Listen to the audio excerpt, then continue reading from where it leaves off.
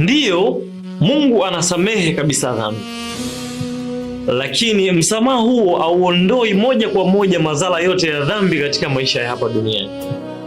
Ndiyo, Musa alisamehewa kabisa dhambi, lakini hakuruhusiwa kuiona nchi ya Kanaani.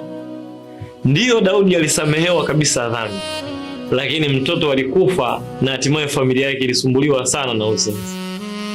Wazazi wetu Adamu na Eva walipata nafasi ya pili ya msamaha, lakini bado tunakula kwa jasho, watu wanazaa kwa uchungu, lakini pia ardhi imelaaniwa na hatuna maombi yanaweza kututoa katika hali hiyo.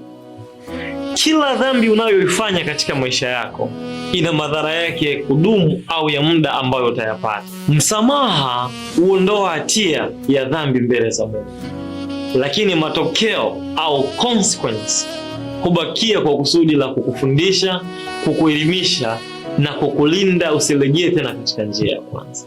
Mungu anaweza akakusamehe dhambi ya uzinzi, lakini utabakia katika hali ya maambukizi ya ukimwi.